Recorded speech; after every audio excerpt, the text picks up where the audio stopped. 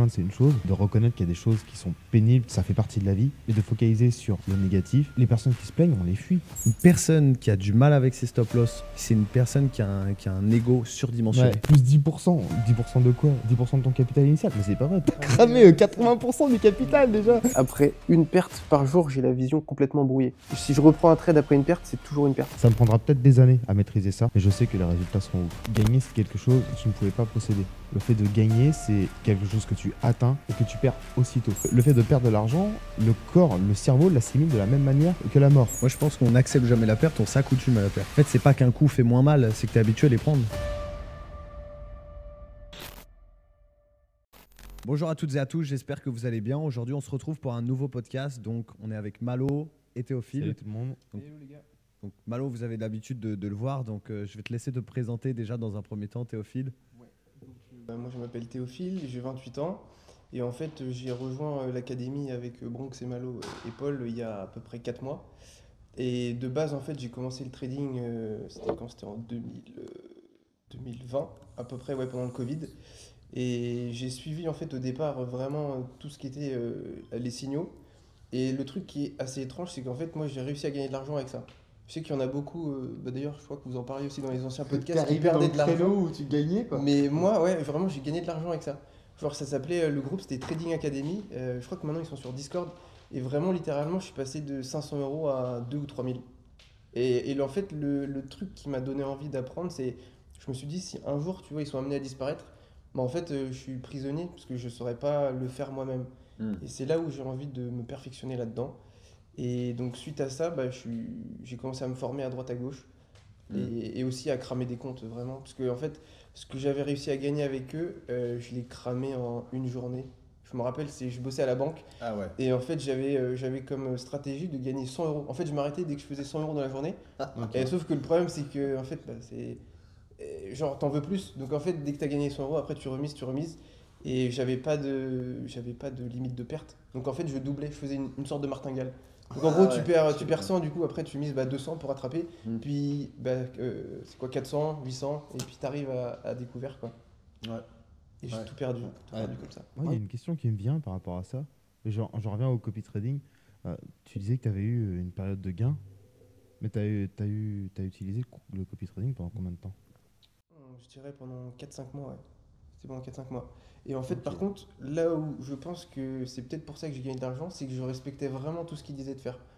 C'est-à-dire que je respectais au niveau de la gestion des lots, j'ai jamais pris plus que ce qu'ils disaient. En fait, ils te disaient buy à tel niveau et ils te donnaient un peu, enfin tu vois, le lot à mettre. Et moi, je respectais tout. Donc je pense qu'il y a aussi de ça. Je pense qu'il y en a beaucoup qui, dans le copy trading, en fait, ne respectent pas les règles. Ok, ouais. Bah, je sais pas. Parce que le copy trading, moi, je l'ai fait avec plusieurs canaux Telegram. J'utilisais un bot. Et donc, j'avais ma gestion de risque, tant de pourcents à chaque trade et tout ça. Et il n'y avait pas de rentabilité. Tu avais des phases où ça montait, mais il n'y avait pas de rentabilité. Ça crachait toujours. Donc, moi, je suis plus partisan en me disant que tu as été dans le moment où ça gagnait. Parce qu'en fait, ce que je ne comprends pas, c'est un mec qui est performant, un mec qui est rentable. Il est où son intérêt à faire du copy trading? Alors, je crois qu'eux, ils faisaient de l'affiliation avec les brokers. Donc, en fait, plus ils avaient de membres dans l'académie, et tu vois, plus du coup, ils gagnaient de l'argent. Ouais, mais c'est le cas de beaucoup, parce que tu en as beaucoup, de toute façon, qui gagnent ou qui perdent, tant qu'il y a du monde, ils prennent de la thune. Parce que comme ils sont commissionnés sur les lots injectés sur le marché, ils s'en foutent. Ils s'en foutent. Tu peux passer 2 ans à break-even, à monter, descendre à tout. Eux, ils s'en foutent, ils prennent de l'argent quand tu montes et quand tu descends. Donc ils n'ont aucun intérêt à ce que tu sois vraiment rentable et performant et ainsi de suite, et que tu as envie de voler de tes propres ailes, parce que du coup, si tu voles de tes propres ailes, tu n'es plus dépendant d'eux. Donc ouais, mais je suis sûr, c'est cool. Honnêtement, c'est cool si sur un copy trading, tu as pu prendre finalement du profit sur 4-5 mois. C'est pour ça qu'à chaque fois dans les podcasts, tout ça, c'est toujours ça qui revient, le fait que les gens ils crament les comptes et tout. Et moi, c'était l'ovni, quoi. Je suis arrivé, j'ai gagné de l'argent. Mais il en faut sinon tu m'étonnes. Et ok, du coup c'est top. L'avantage c'est que Théophile, par rapport à Malo et moi, a travaillé pour préparer ce podcast. Tu nous as pondu au moins une vingtaine de questions, donc du coup on a matière pour les podcasts jusqu'à la fin de l'année. Ouais. Cérébral, du coup, dès que j'ai des trucs qui me passent par la tête, je note. Et on est censé le prendre comment? Bon, je suis assez cérébral, ça veut dire quoi? Par rapport à certains, j'ai pas fait de nuances. Ça veut dire quoi? Nous, non? T'as un blafard. Du coup, attends, je Là, regarde ça. du coup, voilà, on va se poser un petit peu des questions et on va essayer en fait, de débattre. ce podcast va être plus orienté parce que toi, Théophile, tu avais beaucoup de questions, tu as noté beaucoup de questions. Et de mon point de vue, ce que j'aimerais, c'est que tu n'hésites pas à poser les questions auxquelles tu veux des réponses. Là, sur cet appel, sur ce podcast. J'ai l'impression que c'est un coaching Désolé, sur cet mais- appel aujourd'hui. Mais l'idée, c'est qu'on puisse vraiment répondre aux questions qui te paraissent primordiales, qui peuvent vraiment servir l'audience, quoi. Ouais. Bah, moi, la première qui me vient à l'esprit, c'est du coup les périodes de... Comment vous gérez les périodes de stagnation dans votre trading? Parce que en soi, bah, toi, Malo, je crois que tu en avais parlé dans ton canal, où tu parlais d'une phase où tu avais vraiment explosé. Et genre, je crois que c'était 1 ou 2 semaines après, tu avais commencé en fait à ravaler tous tes gains. Et t'en Ouais, parlais justement. ouais. Tu disais, je crois ta phrase, c'était il n'y a pas d'expansion sans retracement. Ouais, c'est exactement ça. Et là, je vais arriver dans cette phase-là de nouveau, mais j'en ai conscience. Tu vois, quand j'avais fait cet audio-là sur mon Telegram, c'est qu'effectivement, j'avais eu une belle expansion, j'avais eu de beaux résultats. Mm. Bah, c'est là où j'avais tapé 180 et quelques R, enfin, une très grosse perf. Hein, même si les gens vont se dire, ah putain, 180 R en full volume, c'est énorme. Mais à aucun moment, tu es à ce niveau-là en full volume. À aucun moment. Mm. Donc j'avais quasiment rien qui tournait. C'était plus de l'ego qu'autre chose. De toute façon, on a parlé dans un podcast où finalement l'ego, enfin le RR c'est pour l'ego, mais le PNL c'est pour le frigo. Et là, il y a vraiment que de l'ego. C'est ok, mon trade, il est allé jusqu'à tant de R et tout, c'était monstrueux. Mais suite à ça, le gain a été tellement gros, la performance tellement entre guillemets énorme que j'étais pas prêt à accepter une perte ensuite. Ce qui fait que forcément, qu'est-ce qui se passe? La loi de Murphy, tu redoutes tellement quelque chose que tu te le prends dans la gueule. Donc en fait, la perte que je voulais pas accepter, je l'ai prise, mais en décuplé. Et c'est là où je me suis dit, de toute façon, il ne peut pas y avoir une expansion réelle sans retracement. C'est comme pour le marché. Si tu développes énormément, il faut bien que ça se calme un peu, que ça retrace pour repartir. Il faut toujours prendre de l'élan avant de repartir.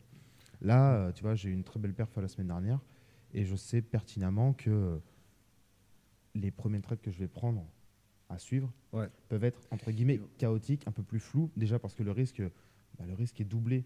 Donc c'est pareil, il faut que mentalement je sois prêt à ça, parce que je risque 2%, mais peu importe ce que tu as sur le compte, 2%, si tu fixes sur le prix 2% de 5 000, c'est pas pareil que 2% de 10 000 par exemple.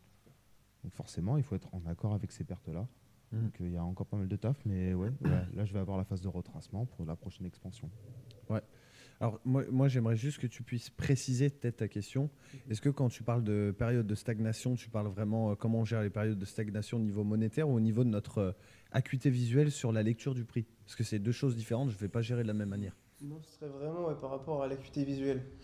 Ah ok, Ouais, tu vois, Donc, ouais, parce dans ce que cas-là. lui en l'occurrence, là, Oui, c'est t'avais cool. l'aspect monétaire, mais après, même si ça se rejoint, parce qu'en soi, du coup, si t'es bon visuellement, tu prends des bons trades et donc, tu vois, ça fait des TP, Ouais. techniquement. Euh, Mais c'était Ouais, vraiment... Ok, ouais. c'est une super bonne question. Alors moi je sais exactement comment y répondre parce que du coup, j'ai été confronté plein de fois là-dessus.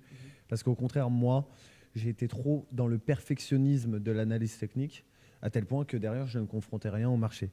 Moi, ma théorie, elle est simple, c'est que pour tout concept technique, c'est comme des cartons vides. Quand tu as un carton vide, ça décrit un concept. L'avantage de ces cartons vides, c'est que tu n'as pas besoin de réinventer la science toi-même. C'est comme une langue, quoi. Tu as déjà une langue préexistante que tu as juste à appliquer. Par contre, un carton vide, concrètement, il ne va pas t'aider à faire un déménagement. Donc, il va falloir remplir ces cartons pour pouvoir, clairement, que ce soit efficient. Comment on remplit ces cartons quand on connaît les concepts? Un concept, par exemple, un EVG, un order block, un breaker, on va faire des insights, on va étudier le prix, on va faire du backtesting. Donc, pour moi, déjà, la première étape, c'est je vais prendre le lot de concepts que j'applique sur le marché et je vais commencer vraiment à étudier le truc en profondeur, étudier. Il y a forcément un moment où tu arrives à saturation. Mais quand tu arrives à saturation, la bonne nouvelle, c'est que ce n'est pas une mauvaise nouvelle. C'est que quand tu arrives à saturation, le but d'un trader, c'est de repérer des éléments, des patterns qui se répètent. Donc, pour moi, c'est plus un bon signe qu'autre chose de stagner sur l'élément technique. Par contre, stagner sur le niveau financier, là où, en effet, c'est plus des patterns psychologiques qu'il faut réussir à déterminer, comme vient de l'expliquer Malo. Mais stagner sur le côté technique, ça veut dire que tu arrives à consolider, à répéter des éléments que tu as travaillés en profondeur. Par contre, si tu veux casser en effet de nouveaux plafonds de verre, c'est relativement simple. En fait, tes cartons, ils sont pleins. Donc, va étudier un nouveau carton, tu vois, un nouveau concept. Par exemple, au début, dans mon trading, je n'utilisais pas le concept IPA-EPA. Ben, en fait, quand j'ai maîtrisé tout ce qui était modèle 10, IBDR, external to internal, drone liquidity, je me suis dit, tiens, si on implémentait de nouvelles choses. Donc, tu implémentes de nouvelles choses une fois que tu as maîtrisé les bases, tout simplement. Ouais, après, tu vois, je rejoins ce que tu dis. Est-ce qu'il y a vraiment un moment où le fameux carton d'un concept est plein? Parce que, en réalité, une fois qu'on pense qu'on a compris un concept, qu'on a compris quelque chose, c'est à ce moment-là où en fait on se rend compte qu'on n'a rien compris. Tu vois, C'est vrai. quand tu penses, en fait, quand tu penses avoir compris le concept, c'est certainement que tu n'as rien compris. Parce que si c'était le cas, le win rate, il serait de 100%. Je suis d'accord. Le seul truc, alors du coup, je suis d'accord avec toi, on n'a jamais appris à 100%. Par contre, on sait très bien que la courbe de connaissances, peu importe le secteur d'activité, elle finit par se lisser, voire atteindre une phase de drawdown. Au début, quand on va apprendre de nouvelles choses, on va apprendre très très vite beaucoup de volume de connaissances. Puis après, ça va stagner. Puis après, en fait, on va apprendre de moins en moins de choses.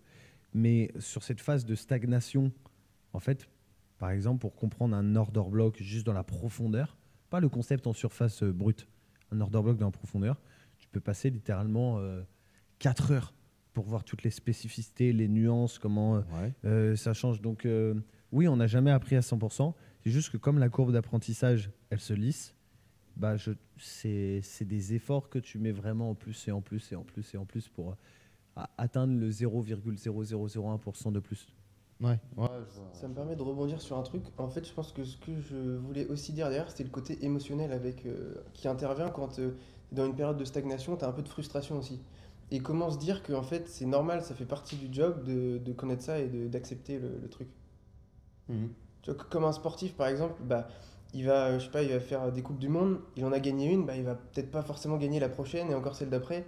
Mais pour autant, il faut pas qu'il se démotive parce que c'est pas parce qu'il a perdu une fois qu'il va plus gagner. Tu vois, c'est C'est ce vrai. côté-là un peu de. Ouais, bah ça on ça- rejoint. Alors, le livre, c'est de Tim Grover, si je dis pas de bêtises. Gagner, c'était le coach de Michael Jordan, où il disait que gagner, c'est quelque chose que tu ne pouvais pas posséder. Le fait de gagner, c'est quelque chose que tu atteins et que tu perds aussitôt. Si tu veux continuer à gagner, il faut que tu recommences à charbonner et à bosser derrière. Donc en fait, euh, le gain ne se maintient pas sans condition. Donc quand tu stagnes, c'est certainement qu'il y a des choses que tu as besoin d'approfondir. Et en fait, la stagnation, que ce soit émotionnelle, financière, l'acuité visuelle, l'analyse technique ou quoi que ce soit, c'est un peu comme une consolidation sur le marché. C'est que tu vas rester à stagner un moment, ta courbe d'apprentissage, elle va rester toujours dans les mêmes niveaux, jusqu'au moment où soit tu as vraiment bossé, et dans ces cas-là, c'est une putain d'expansion, soit bah, finalement, tu as baissé les bras, et c'est juste une putain d'expansion baissière, et tout se pète la gueule, parce que du coup, tu as considéré la stagnation comme un arrêt. Ouais.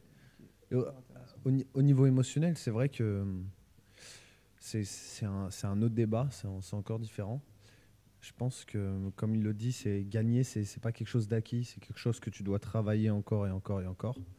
Typiquement, moi, ça m'est arrivé à plusieurs reprises de gagner un trade et de te dire j'ai compris.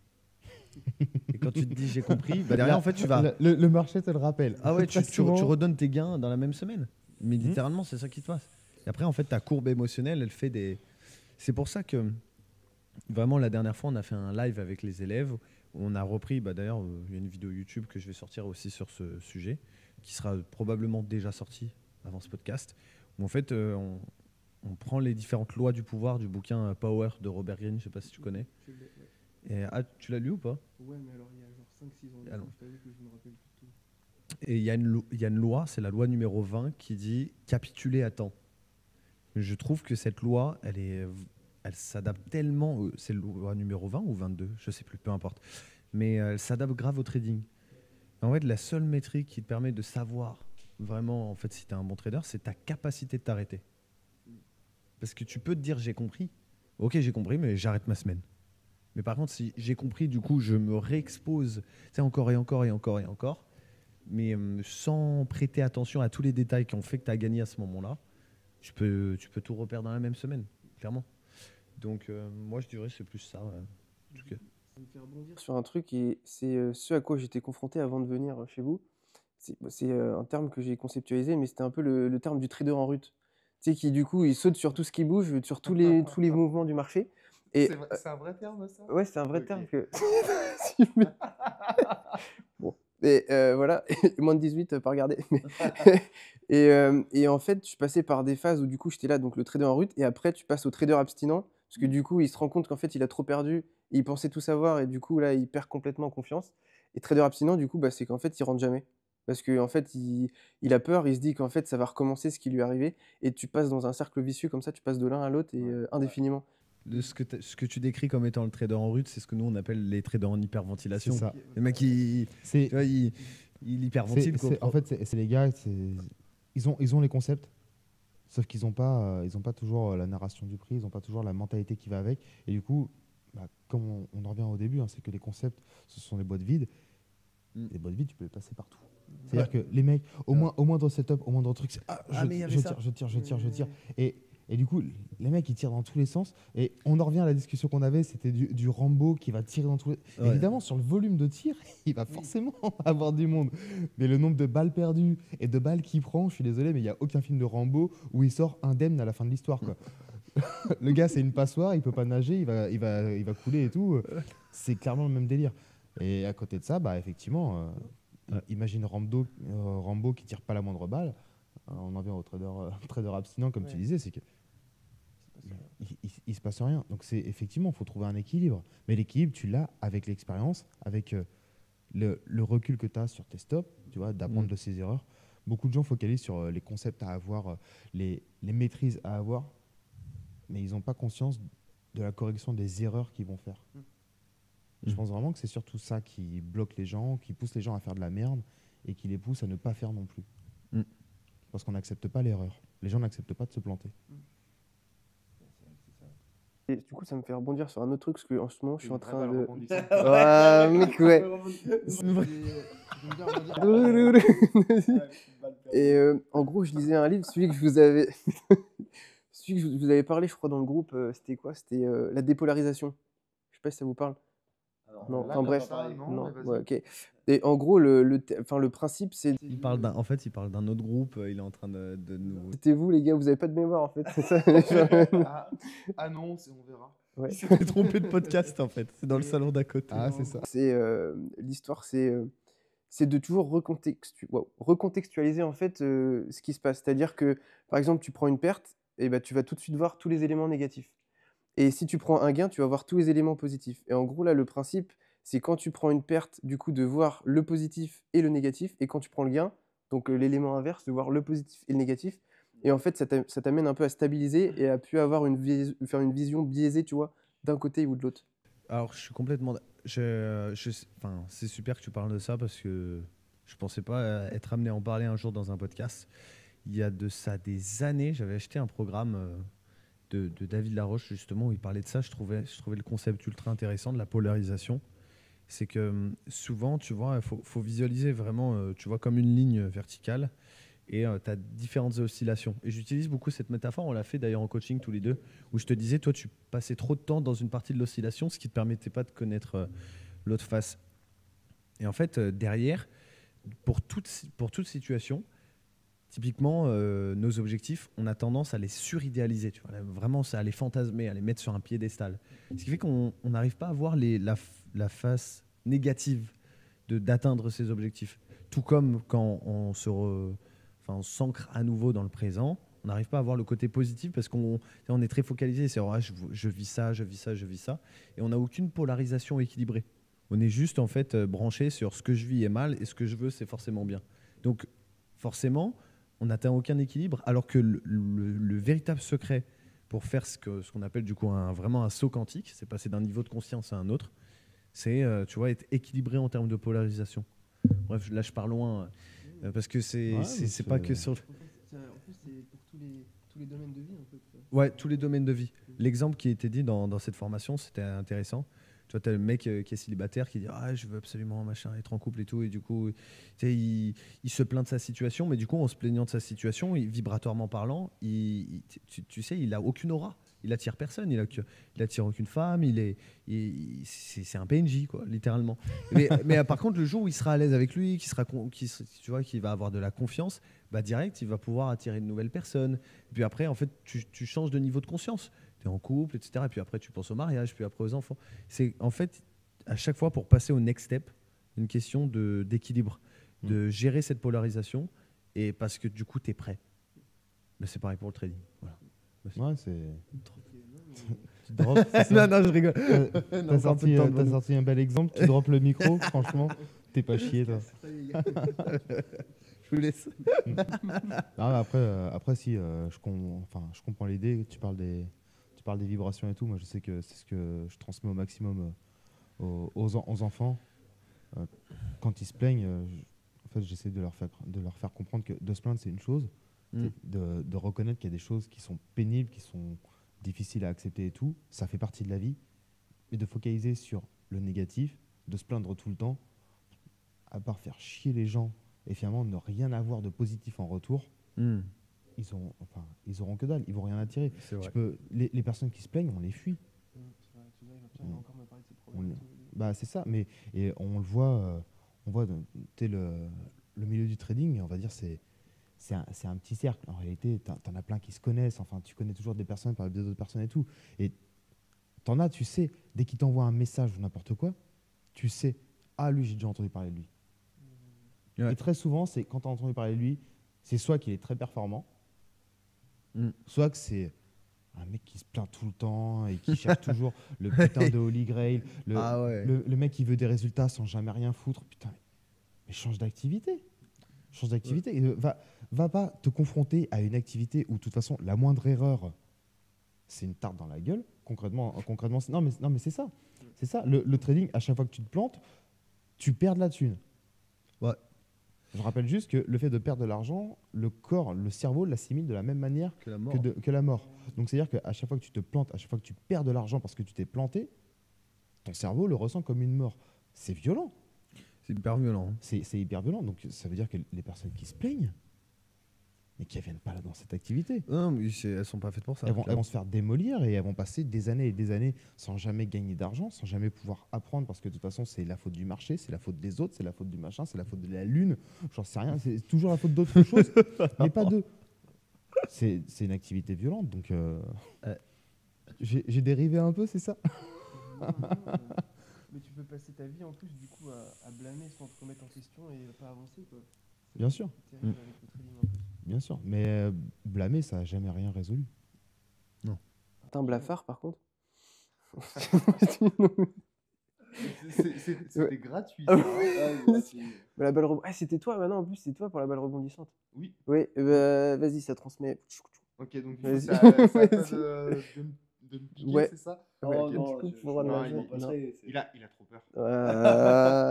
Il a peur de la répartie. Vas-y, sors les questions, passe et ben, en plus, non, j'en ai une. Justement, je rebondis là-dessus. J'ai changé de vocabulaire. J'ai pas dit. Attends, je vais dire quoi? Ça m'a fait penser à autre chose. Ah. En gros, tout à l'heure, là, tu parlais justement que le trading, c'était de se prendre des tartes dans la gueule à H24. Et ma question, c'était justement de mettre ça en lien avec l'entrepreneuriat, dans le sens où est-ce que tu penses que c'est plus dur d'être trader qu'entrepreneur, ou est-ce que c'est la même chose, ou est-ce que vous mettriez le trading pour le placer? En fait, je pense à ça parce que j'ai regardé le podcast du Déclic, dont on en parlait en plus tout à l'heure, avec Alec Henry, et c'était Rodolphe Stéphan qui était interviewé, donc un trader, je crois qu'il est encore actif, et il a une communauté IVG, non, oh putain, pardon, excuse-moi. Non, mais IVT, ouais, inter machin, trading, enfin bref, et il parlait de ça. Un autre branding. Voilà, c'est ça. Un autre branding. Donc la question c'est, est-ce que, si je la reformule, vu que c'était complètement n'importe quoi, c'est bon là-bas. Non, du coup c'est, est-ce qu'on mettrait au même niveau le niveau de complexité entre être un entrepreneur et être un trader? C'est ça la question. Est-ce qu'il y en a au-dessus de l'autre ou est-ce que c'est pareil? Non, je vais te laisser répondre parce que toi tu es sur les deux casquettes. Ouais. Moi j'ai jamais été entrepreneur, donc j'ai jamais créé, tu vois, d'entreprise, de gérer des gens. Jamais. Je te remercie de me renvoyer la balle parce que tu sais que là je vais lâcher mon sac là. Ouais. Non, en gros, là, ça va être simple. Je vais expliquer par A plus B ce que je pense dans le fond de ma pensée. Déjà, je vais créer une différence entre solopreneur, on en parlait tout à l'heure dans la voiture, et entrepreneur. Bah, solopreneur, tu parles solopreneur et freelance, en fait. Voilà, freelance, Toute cette catégorie-là. Ouais, ça n'a rien à voir. Moi, je pense, quand j'étais solopreneur freelance, que je commençais mes activités à côté du trading, franchement, j'étais le roi du monde. Ah ouais, tu as la liberté, tu es bien, tu encaisses ton 5, 7, 8, 10 000 euros par mois. Franchement, tu es bien. Donc là, par contre, par rapport au trading, je mettrais franchement le soloprenariat / freelance. Le niveau de complexité, c'est accessible à tout le monde, c'est hyper facile. C'est pour ça qu'on dit d'ailleurs que faire du trading, c'est pas pour tout le monde parce qu'il faut être prêt à accepter ce truc-là. Par contre, moi qui commence, tu vois, à mettre un pied puis un autre dans le secteur vraiment de l'entrepreneuriat, gérer les équipes avec Chrysalide, gérer un flux de clients, tu vois, qui est un peu plus important. Autant dire que les équipes sont pas terribles. Non. J'ai entendu parler d'un Malo, là, apparemment, c'est une catastrophe. Il est indomptable. Alors, rien à voir avec ça, parce que pour le coup, j'ai la chance d'avoir vraiment de superbes équipes qui font le taf, etc. Ça, c'est incroyable. Et c'est ce que je disais tout à l'heure à Malo, c'est que je me dis, putain, les entrepreneurs derrière qui ont des équipes, mais qui sont des branleurs, je sais pas comment c'est dans leur cerveau. Franchement, je sais pas comment ça se passe. Donc là, moi, je vois que le niveau de complexité, il est hardcore. Mais c'est pas le même jeu. Le trading, ça va être plus vis-à-vis de toi-même, aller creuser dans les biais psychologiques, dans tes croyances les plus enfouies, dans qui tu es, dans ta relation à l'argent, à la perte, à l'échec, socialement. Tu sais, tu vas vraiment aller digue quelque chose de profond. Mais par contre, l'entrepreneuriat, le niveau de complexité, c'est juste pas le même jeu. Derrière, en fait, tu es juste tout le temps, ton cerveau, il est tout le temps on. Ça n'existe pas un moment de répit. Ça n'existe pas. Je rêve ça, en fait. Je rêve, ok, on pourrait faire ça, comment optimiser les process, les machins. Donc, les deux sont extrêmement complexes. Mais vu que là, je suis en plein dans le secteur entrepreneurial, je dirais que c'est plus complexe, mais parce que c'est nouveau. Alors que si je vivais la même expérience trading il y a de ça 2 ans, forcément que c'était ultra compliqué. Donc, je dirais pas que il y a un truc qui passe au-dessus de l'autre, mais dans ma manière de le vivre aujourd'hui, vu que le trading c'est plus ou moins des acquis, ouais, l'entrepreneuriat c'est chaud. Est-ce qu'il n'y a pas un truc où, genre, par exemple, en trading, en fait, c'est un peu toi qui es obligé de t'améliorer, alors qu'en fait, dans l'entrepreneuriat, ta boîte, on va dire, peut grandir parce que tu es accompagné, tu es entouré, sans forcément que toi, tu évolues vachement. Bah, honnêtement, je pense, tu vois, j'ai pas la partie entrepreneuriale, j'ai que la partie trading. Et pour moi, donc le trading, on est d'accord, ça ne dépend que de toi. Ça dépend de rien d'autre.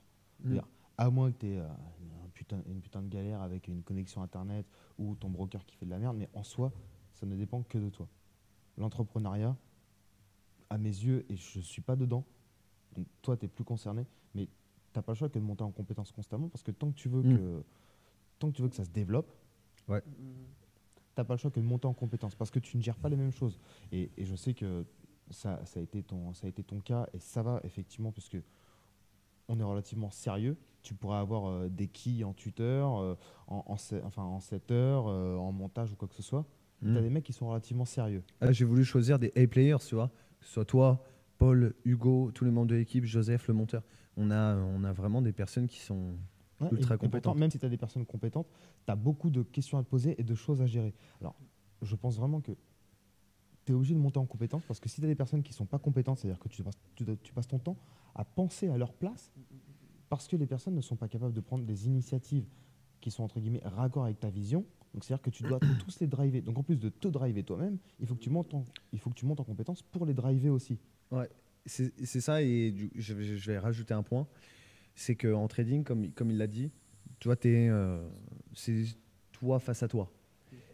Par contre, il y a un truc que j'ai toujours appris, c'est que dans le secteur du trading investissement, tu ne contrôlais jamais l'issue.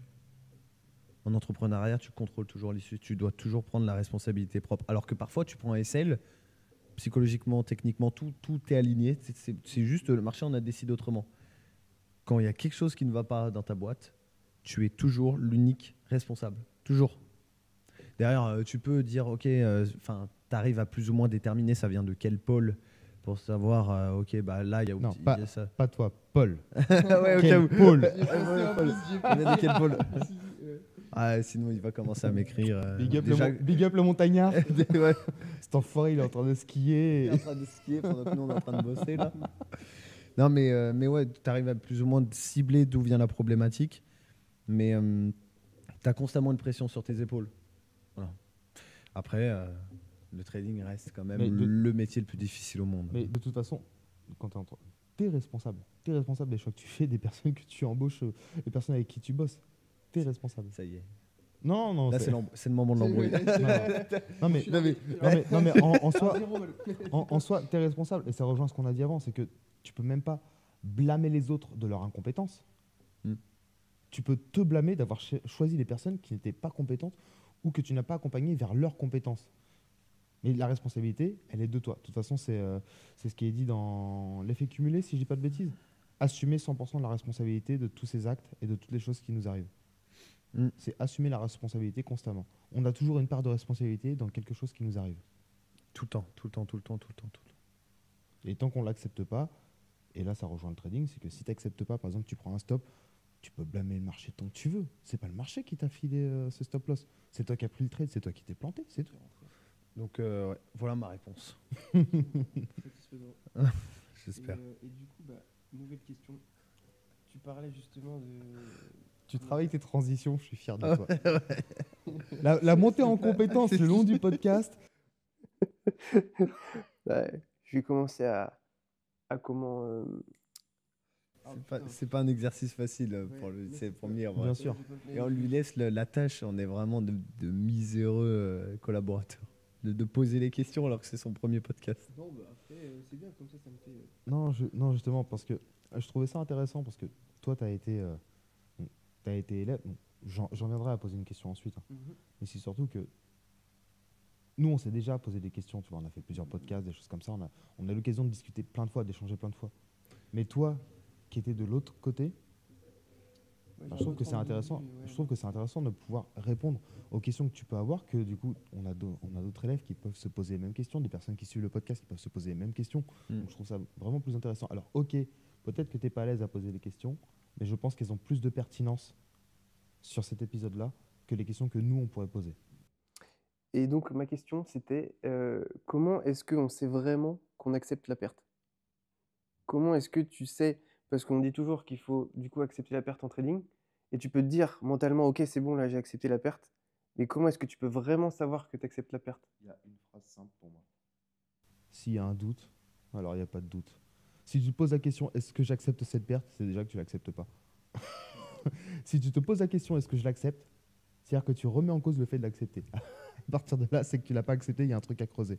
Quand tu prends un stop, je sais que ça m'est arrivé, tu vois, par exemple, quand je suis en accompagnement avec un élève, je dis, bah tiens, là, je suis sur un trade et tout, je me prends un stop, et j'ai l'élève qui me dit, mais t'as pas bougé?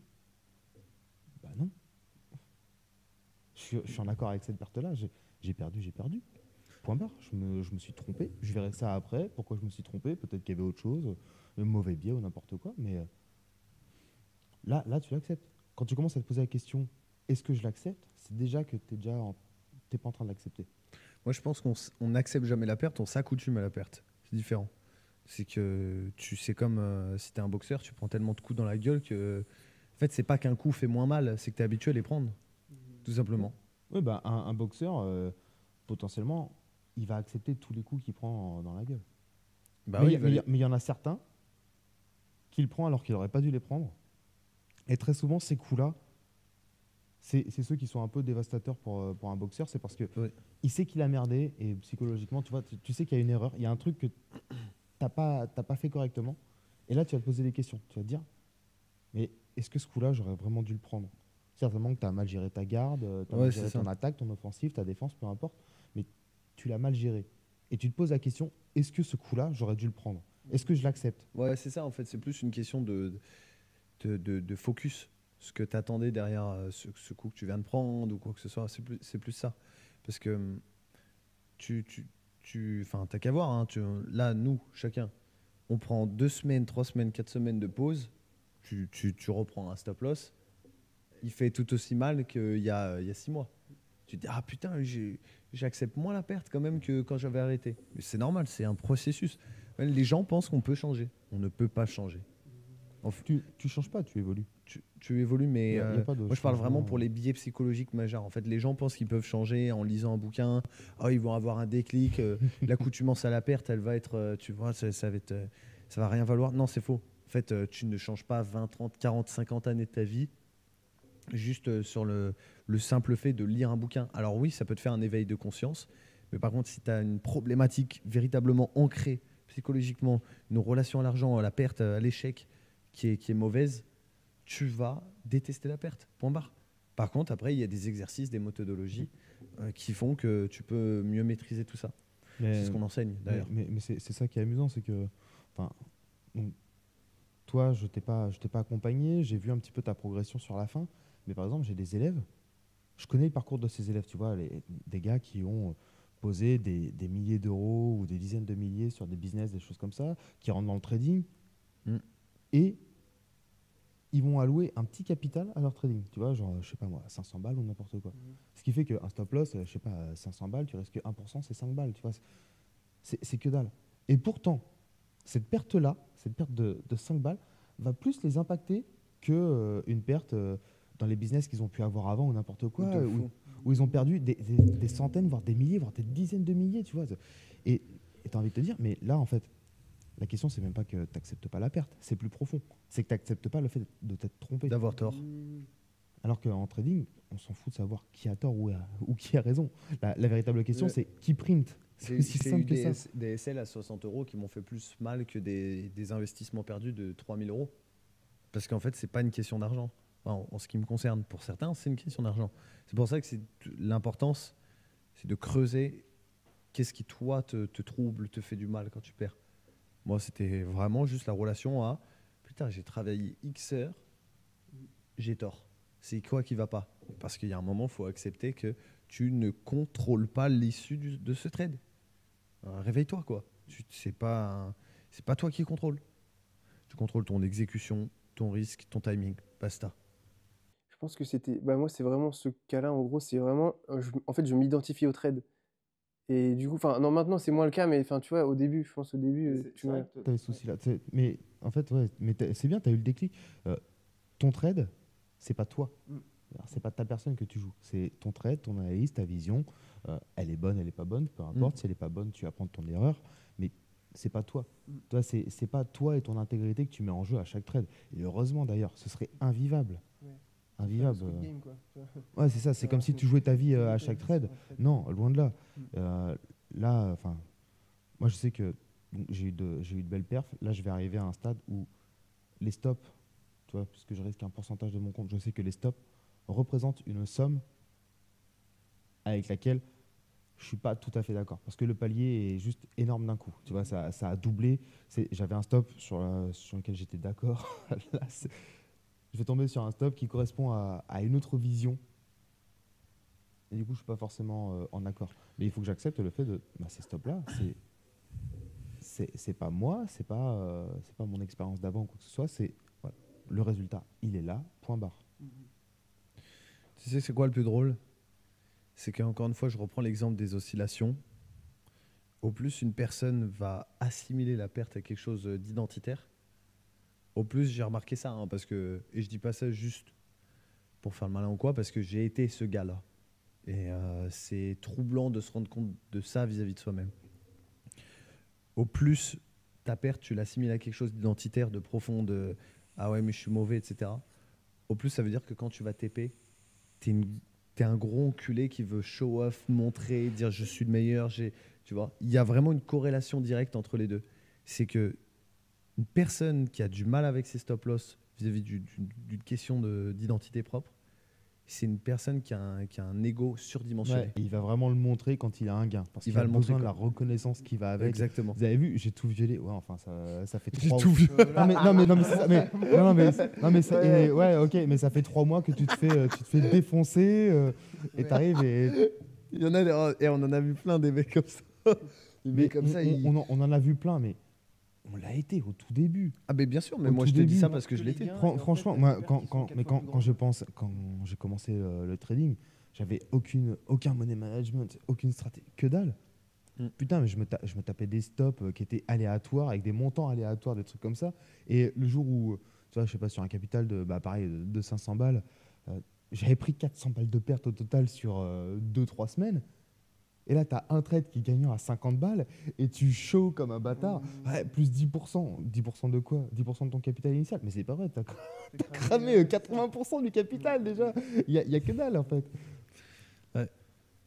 Mais je pense que plus tu montes en maturité, moins tu as envie d'exposer aux autres. C'est aussi simple que ça. Ouais, non, c'est clair. Et vous, c'est quoi vos biais alors, psychologiques propres à vous dans votre trading? Que vous avez peut-être certains résolus, mais d'autres qui sont toujours là. C'est un peu votre talon d'Achille, le truc qui revient en fait souvent. Et même après beaucoup d'années. C'est quoi, toi? Bah moi, c'est ce que tu as vu sur mon tableau. Mon plus gros biais, c'est que je dois travailler, c'est entre la réactivité et la précipitation. Hmm. Parce que C'est je intéressant. suis quelqu'un de relativement intuitif. Mhm. J'aime beaucoup, tu vois, la partie analyse, des choses comme ça. Mais après, quand le prix est dans ma zone, bah, des fois, avec l'expérience, tu sais, tu sens qu'il faut agir. Et je suis encore à travailler parce que ça m'a apporté de très beaux résultats, notamment en novembre et décembre. Et je suis encore en train de travailler sur à quel moment c'est de la réactivité, d'accord? C'est quelque chose, c'est instinctif, c'est viscéral. Tu sais que à ce moment-là, il faut que tu y ailles parce que ça correspond à ton truc. Tu sens que c'est bon.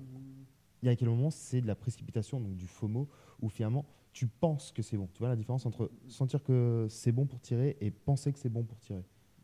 Moi, honnêtement, c'est le biais sur lequel je travaille actuellement parce que j'ai réglé le problème de frustration que j'avais avant.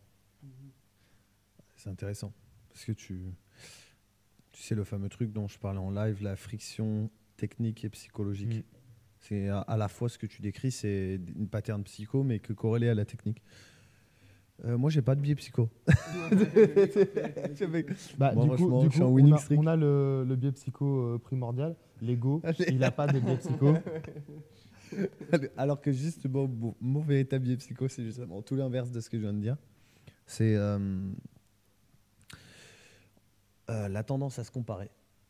C'est ça, c'est la tendance à se comparer. Alors que, parce que je connais beaucoup de gens dans le game et que je coach des gens dans le game et que du coup, forcément, en fait, tu vois, tu sais, je suis pas ce mythe du trader qui est tout seul dans son bureau, qui a personne à qui se comparer. On coach des dizaines et des dizaines d'élèves, on connaît des dizaines et des dizaines de formateurs. Donc en fait, tu vois 15 stories par jour de mecs. Non, mais c'est vrai, tu vois, du coup. Ouais.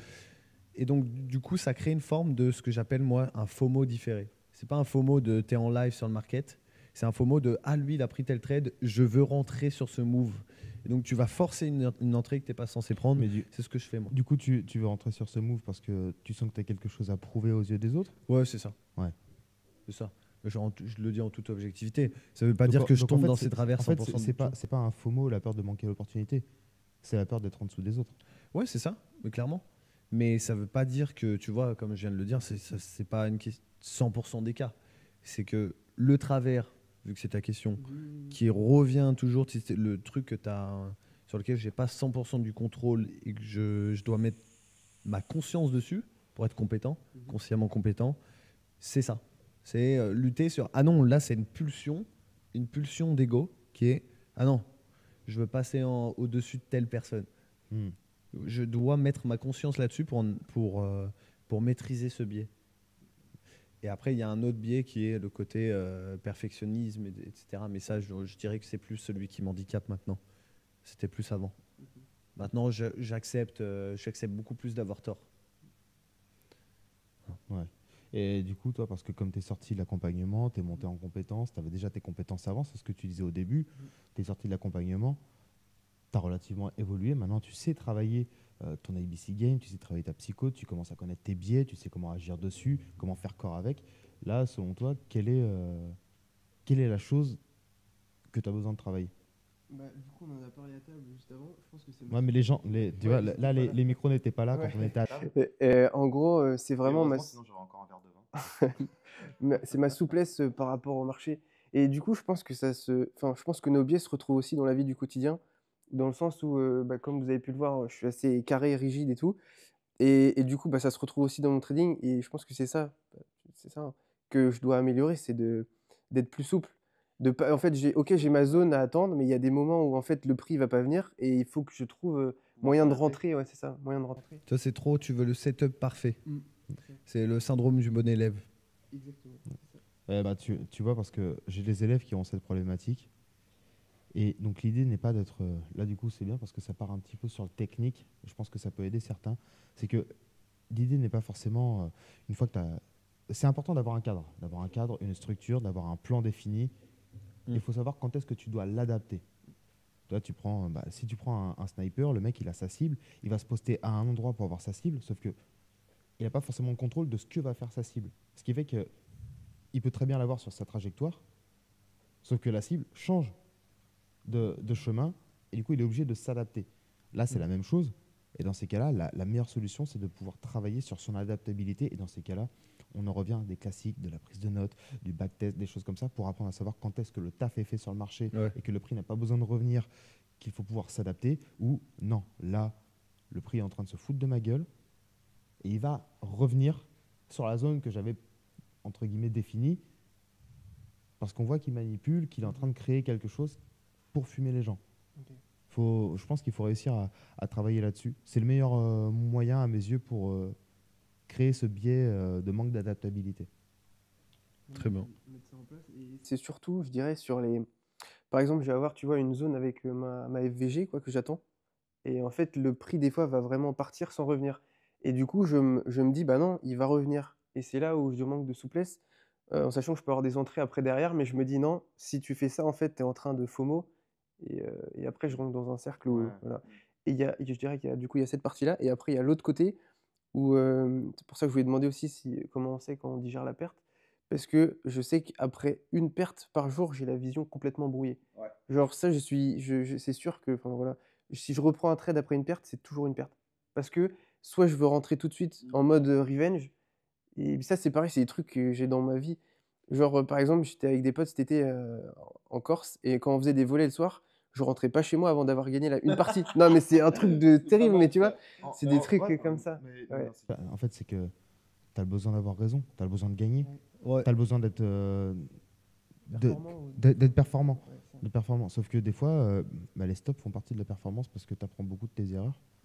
Donc, je comprends très bien, mais alors après, ça rejoint un petit peu le taf que je suis en train de faire sur moi-même, c'est ne pas confondre réactivité, et dans ces cas-là, ok, le prix m'a stop, dans ces cas-là, qu'est-ce qu'il propose ensuite, et précipitation, et finalement là du revenge, parce que le prix m'a stop, je vais rentrer directement après, et du coup, le fait que tu dises, je sais que le prix va revenir, tu vois, déjà, tu y inclus un biais, tu sais, c'est pas vrai, tu sais pas, tu supposes. Tu vois, je sais que le prix va revenir. Et en plus de ça, je sais qu'après une perte, je reprends une perte. C'est-à-dire que déjà, tu es en train de t'auto-saboter en sachant très bien que si tu prends une perte, bah, la suivante sera une perte. C'est ouf, je me rends compte. Ouais, c'est. Il a la réalisation. Non, mais tu vois, tu te rends compte que tu as un ego surdimensionné. Non, mais c'est des trucs tout cons. Mais moi, je sais que. J'ai ma fille qui est relativement maladroite. Le fait qu'elle dise qu'elle est tout le temps maladroite fait qu'elle est tout le temps maladroite. En une matinée, elle va se cogner sur 4 meubles, se péter la gueule 2 fois. Et du coup, dès qu'elle tombe une première fois, elle va dire « Ah non mais, je suis maladroite, je fais que de tomber. » Et rien que le fait de dire ça, tu peux être sûr que dans la demi-heure qui suit, elle va garder en tête qu'elle est maladroite et qu'elle fait que de tomber, et elle va retomber. Alors qu'il vaut mieux se dire « Bah, je suis tombé, ok, je vais faire attention. » C'est pas « je fais que de tomber ». Ça fait un peu à mes yeux, c'est ça. Ouais, à mes yeux, c'est ça. Non, mais... Intéressant. Et le deuxième truc aussi, c'est sur la partie FOMO. Et là aussi, je mets ça en rapport avec ma vie de tous les jours. En fait, c'est avec les places de parking. Tu vois, par exemple, quand je suis en voiture, je cherche une place de parking et bah, je vais prendre la première qui arrive parce qu'après, je vais me dire, si jamais je prends pas celle-là, il y a moyen que j'en trouve pas et du coup, je vais devoir poireauter. Alors que là, je sais, tu vois, genre, je vais prendre la... Alors moi, c'est tout l'inverse. Je suis trop ambitieux. Trop optimiste. Ouais, trop optimiste. Ouais. Là-bas, plus proche de chez moi, c'est quand même pas mal. Et au final, je me retrouve à faire ce que tu dis. alors qu'il y a des choses où vous n'en avez pas conscience. Il y a un film avec Poulvord qui s'appelle alors c'est Dieu habite à Bruxelles. Et l'enfoiré, tu vois, donc il est dans son bureau en train d'établir les règles de la vie. Et tu as l'une des règles, par exemple, c'est la caisse à côté de toi ira toujours plus vite que la tienne. Quand tu vas faire tes courses, à chaque fois, peu importe la caisse que tu choisis, tu verras que la caisse d'à côté va toujours plus vite. Sauf que si tu switches sur celle d'à côté, c'est celle où tu étais qui va plus Ah oui, vite. oui, c'est vrai. C'est des règles fondamentales. L'histoire des places de parking, c'est pareil. C'est pareil. Il y a des règles fondamentales. Tu ne peux rien là-dessus. Ouais. Ouais, tu peux rien. Tu maîtrises pas. Tu maîtrises pas. Une superbe analogie de la part de Malvo. Ça fait ça aussi dans les bouchons. Tu sais, tu vas sur l'autre fil dans les bouchons et après, bouchons, ouais, c'est c'est pareil. pareil. C'est Bah pareil. Ouais, c'est- Les bouchons, tu es sur la file de droite, tu vois que ça avance sur la file de gauche, tu fous sur la file de gauche, tu vois tous les mecs de droite qui te dépassent. C'est- C'est pour ça que je pense que la capacité à s'adapter, c'est une capacité humaine qui est relativement développée. Faut travailler là-dessus. Honnêtement, on est plus adaptable, plus adaptatif Ouais, mais même que les insectes et tout. c'est normal. Je me permets de On est t'interrompre. conçu pour s'adapter. Ouais, c'est ça. C'est le cortex préfrontal. C'est au début quand on n'était que des êtres primitifs qui mangeaient et qui cherchaient que la survie. Maintenant, on a cette capacité de réflexion. Par contre, du coup, ça apporte du side effect qui n'était pas le cas avant. Genre, par exemple, le stress. Avant, le stress, c'était purement quelque chose de biologique. Mécanisme de survie, il y a une alerte. Tu vois, le stress, c'était des signaux qui amenaient le corps à Agir en aller fonction du plus danger. vite, tout ça. Ouais. Alors que maintenant, on peut stresser pour des choses où factuellement, il n'y a rien. Franchement, parfois, la plupart des cas, on stresse, mais il n'y a rien. C'est surtout que Tu vas pas mourir. Surtout que Y a le pas stress, d'enjeu de mort. tu vois, moi j'avais lu un article là-dessus. Alors, je sais plus quel professeur a enseigné ça, mais c'est que le stress, aucune situation n'est stressante, aucun événement n'est stressant. Le stress, c'est nous qui nous le créons. Ouais. On se crée un stress en fonction de notre réaction aux événements. Ce qui veut dire que, tu vois, si on en revient au trading, peu importe la personne qui va prendre un trade, certains vont prendre le trade et c'est bon, j'ai pris un trade. D'autres ont l'impression qu'ils jouent leur vie sur le moindre trade. Enfin, tous nos choix, ce qui est important, c'est notre réaction face aux situations. Pour moi, c'est vraiment ça la différence.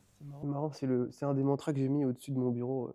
Ce qui est important, c'est ta réaction face aux événements, mais pas l'événement en lui-même. Bien sûr. Ah ouais, mais c'est véridique. C'est véridique. Et tu regardes les personnes les plus stressées, très souvent, c'est qu'elles réagissent mal à la moindre situation qui change de leur plan. C'est pour ça qu'elles veulent du contrôle. Mm. Du coup, très rigide. Ouais, c'est ça. Moi, je réfléchis. Tu réfléchis, tu cherches une question, tu cherches quelque chose, une Non, réponse. j'ai droit aussi. Moi, je Ou tu te dis regarde que le podcast. la côte de bœuf était plutôt bonne quand même, le vin était bien avec, elle était en train de repenser au repas. Non, je suis pas obligé d'être tout le temps participatif. Je suis à l'écoute. C'est C'est pertinent ce que vous dites. Quelles étaient tes autres questions? Ma question, c'était du coup par rapport à vous deux. Attends, il faut que je fasse mieux ça en Non, c'est très bien, non, c'est non, très bien. C'est très bien. C'est C'est qu'on que sent qu'on va se tacler. il anticipe ma réponse. Quelle qualité de trader, Malo, quelle qualité de trader envies-tu chez Bronx? Et inversement, quelle qualité de trader Bronx tu envies chez Malo? Et là, on se dit tous les deux, aucune.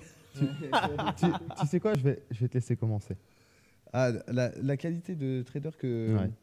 Bah justement, c'est marrant que tu le mettes comme un de tes biais psychologiques parce que justement, la qualité de trader que j'envie le plus chez toi, c'est ta capacité d'adaptation réactive. Ouais. Alors que, tu vois, bizarrement, paradoxalement, c'est ce qu'il disait, genre c'est un de ses biais. Parce qu'il n'a pas encore la maîtrise parfaite. Alors que moi, d'un point de vue extérieur, le truc que je vois chez Malo, que je vois chez personne d'autre, c'est cette capacité en termes d'exécution de lier le timing et l'opportunité. T'as une gestion du timing qui est folle Ouais, ok, je vois. en termes techniques. Moi, c'est vraiment ça. Hein. Ouais. Genre, parfois, on le dit avec Paul ou même avec Hugo. Putain, Malo, il a une manière qui est propre à lui de trader. Il a vraiment adapté le modèle à lui. Ouais, parce que je le sens. Je sens. quand Il le c'est mon sent, moment de il le tirer. Mais sent. tu vois, c'est ce que je disais tout à l'heure. C'est entre sentir et forcer la chose, quoi. Tu vois, des fois je le sens et des fois je le veux. Et parfois, quand je le veux, c'est pas bon. C'est pas bon. Oui. C'est- Mais justement, le jour où tu vas maîtriser ce truc-là à la perfection, Ouais. que le win rate, il va. Je, tu vas je- doubler. je sais que les résultats vont être ouf. Ça, je le sais. Ça me prendra peut-être des années à maîtriser ça. Mais je sais que les résultats seront ouf. Ouais. Ouais. Voilà. Et à contrario, Donc déjà, ce que j'envie à Bronx, je te l'ai déjà dit, mais je le redis, c'est le fait de me côtoyer. T'as t'as une chance exceptionnelle. Non, mais c'est important d'ajouter un peu de légèreté au podcast, franchement. Il avait préparé la question. J'avais donné en réponse sur Telegram hein, déjà, tu vois. Mais bien sûr, bien sûr. Mais tu crois quoi? J'oublie pas ce que je dis. Non, en réalité, ce que j'envie à Bronx, c'est sa rigueur. Parce que tu vois, le fait qu'il ait eu la capacité de créer son système de carte de visite, c'est qu'il a été capable d'avoir une discipline et une rigueur qui lui a permis de simplifier au maximum et de pouvoir décupler ensuite pour pouvoir le reproduire et le transmettre aux autres. Tu vois, autant moi, effectivement, j'ai une certaine adaptabilité, j'ai un certain ressenti, une certaine intuition. Par contre, je n'aurais pas été capable de créer un plan complet qui tient effectivement sur une carte de visite. Donc la rigueur et le taf qu'il est capable de faire, que tu es capable de faire, franchement, c'est vraiment le truc que je t'envie. Parce que je me connais. C'est plus en tant qu'enseignant qu'en tant que trader, du coup. Non. Après, et même dans la création de contenu au final, parce que c'est quand même une certaine rigueur de faire les trucs. Là tu as parlé niveau trading, mais mec, niveau marketing, Ouais, ça taffe, quoi. t'es incroyable là-dessus. Tu as des process, tu as des façons de faire qui sont juste incroyables. Ouais. Bah, en fait, je pense que c'est le côté sportif. En fait, c'est le côté rigueur, discipline. Moi, c'est ça que j'aime bien. On est sportif, nous aussi. Hein. Je sais pas comment on doit le prendre, mais. Oh, bah, moi, je me sens pas visé parce que je suis aussi très rigoureux, donc en vrai, je me retrouve là-dedans. Oui, toi, t'es trop T'es rigoureux. cérébral. Ouais. Moi, je suis sportif. Toi, t'es très cérébral. Et toi, tu suis m'envies DJ, moi. de ta... Ok, ouais, bah, ça fait plaisir. Pourquoi il lâche ça sur la ligne d'arrivée, lui? On n'en parle pas. Hein. Alcoolique? Pourquoi? Non, déjà, ouais, c'était une balle perdue, mais il fallait bien, non, c'était à Bronx de riposter, mais non, et puis alcoolique, tu sais quoi, c'est comme pipsophile. C'est quand tu ressens le besoin, tu sais, il faut. Moi, Ah, pipsophile, ok, j'étais dans les pips sur le marché, moi. Bah ouais, bah c'est ça. Ah ouais, non, je pensais pips. Pipsophile. parce que Les pips- pipsophiles, c'est les mecs qui sont addicts À trader. au fait de trader. Il faut aller sur le marché, il faut. C'est l'hyperventilation constante. Oh, regarde, il a bougé de temps. C'est bon, calme. Ouais. Enfin, à mes yeux, c'est pareil. Mm. Donc là, c'était une balle perdue, une attaque gratuite. Mais en soi, je peux passer des mois sans boire une goutte d'alcool sans avoir de problème. Hein. Ça y est, sous prétexte, je suis breton. Ouais, mais c'est normal, t'es gay. Ouais, les gars, On va couper ça. La vidéo YouTube est sur ma chaîne. Commencez pas à débattre de choses qui n'ont Et comme je trouvais intéressant, comme on a fait du coup les qualités, peut-être vous pourriez dire le défaut, le pire défaut de chacun. Ah ouais, comme Ah ça. bah, on j'ai termine. la réponse. Sa rigueur. Sa rigueur est autant un avantage qu'un inconvénient parfois. Parce que du coup, si on parle sur le trading, tu peux avoir du mal à t'adapter. Ah ouais, par exemple, ouais. Je peux...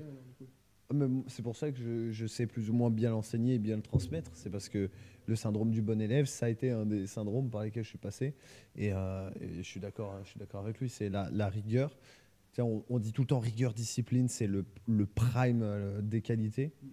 Et en vérité, ça dépend pourquoi. Pour qui, pourquoi. Parfois, la rigueur, c'est un défaut, il a raison. Ça dépend.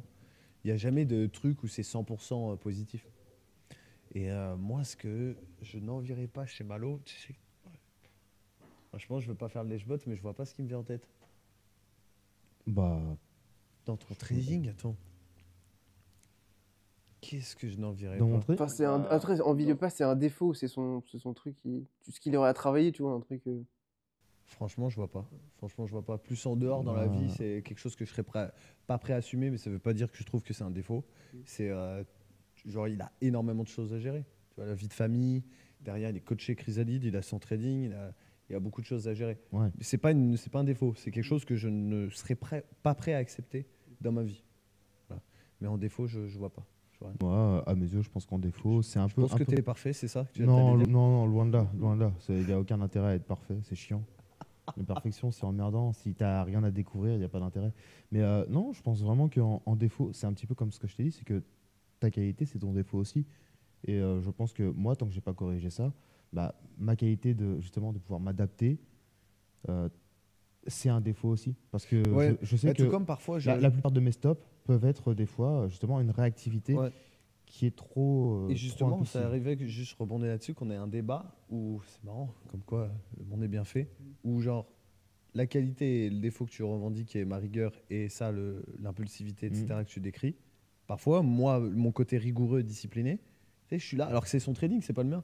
Mec, pourquoi t'as pris un autre trade alors que t'as fini ta semaine? Tu sais, ça t'est déjà arrivé? Ouais, ça Oh, m'est je déjà le arrivé. sentais et tout. Non, mais et tu sais, moi, c'est mon côté pragmatique. Mais mec, t'es en week-end, tu se trades, même si t'es TP. Moi, je vois pas par la métrique du TP, il a gagné et tout. En soi, il avait raison. Mais moi, c'est en mode, non, t'as fini ta semaine, t'étais pas censé. On a déjà débattu là-dessus. Oui, bah oui, bien sûr. C'était intéressant. Mais ouais, voilà. Bien sûr, ouais. Je pense qu'on a. Ce qui est marrant, c'est que du coup, la qualité, ouais, juste le dernier truc, la qualité, ça fait un peu, tu vois, le défaut de l'autre. Enfin, la qualité à l'extrême devient le défaut. C'est un peu ça, du coup, ce qu'on disait. Ouais, tout est dans la dose. Parce que du coup, toi, tu as besoin d'un peu plus de discipline des fois, ça aussi. On en revient à ce que vous disiez vis-à-vis de la polarité. Et en fait, c'est la notion d'équilibre. N'importe quelle qualité devient un défaut poussé à l'extrême. C'est. Ça, c'est beau. Ça, c'est coupé au montage. En fait, peut-être que c'est beau, mais c'est quelque chose qui est véridique. Il n'y a aucune perfection qui ne crée pas de conséquences, qui n'a pas de conséquences. Ouais. Et dans tous les domaines, n'importe quelle perfection ou quelle imperfection a besoin d'un point d'équilibre. Sinon, ça devient un défaut infect ou quelque chose de parfait infect aussi. Bah super. En tout cas, merci les gars. C'était un plaisir. Je Toujours un remercie, plaisir. je me remercie d'avoir fait le déplacement. déjà. Et vive la Bretagne. Bah voilà. Alors, Bah, clap t'es de- obligé de dire Kenavo. Ah oui, Kenavo. Kenavo. Kenavo et abonnez-vous quand même. Voilà.